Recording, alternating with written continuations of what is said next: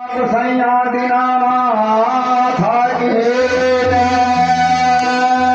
भैया जी ये बाबा दीनानाथ के त्योहार हो जा रहा है। अच्छा तब वही टाइम में हमारा मेरिया भैया दीनानाथ के भजन हाँ गावे के लिए जा रहा ना। अच्छा आपने सब ध्यान से सुनियो। हाँ अगर गलती हो गई तो बच्चा समझ का माफ कर दे।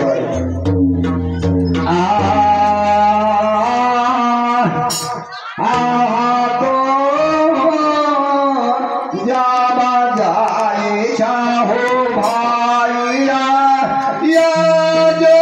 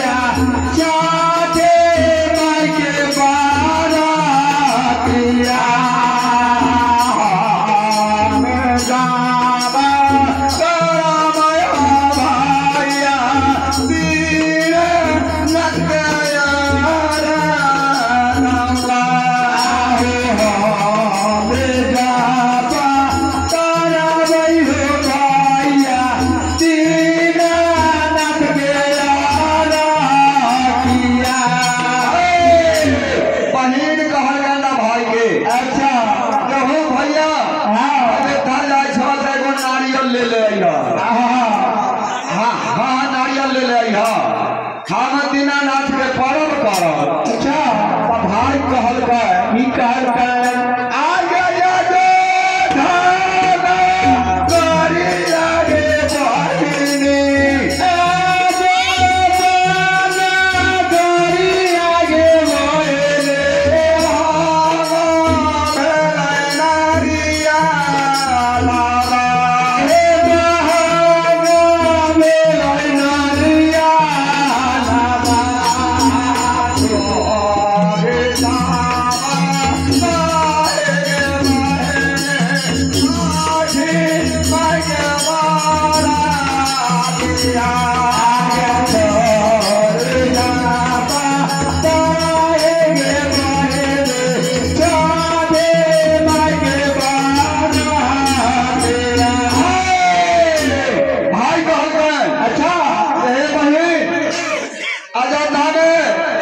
नारियल बड़ा महंगा भ गया। हाँ हाँ तू छठी माई के दीनानाथ के परब छोड़ दूसरा बार करी हो। अच्छा तो में बहिन की कहलिया की कहचान आए हो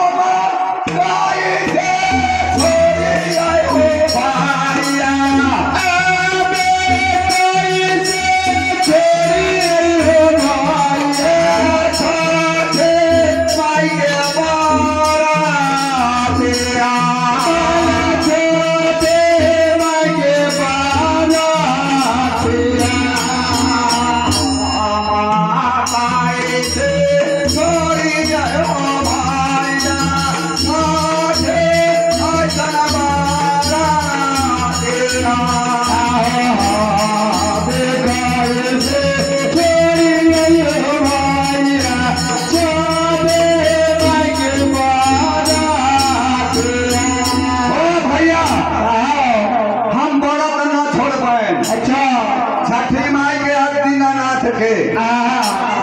महिमा से अच्छा संसार चलैया तब बहिन की कहला आया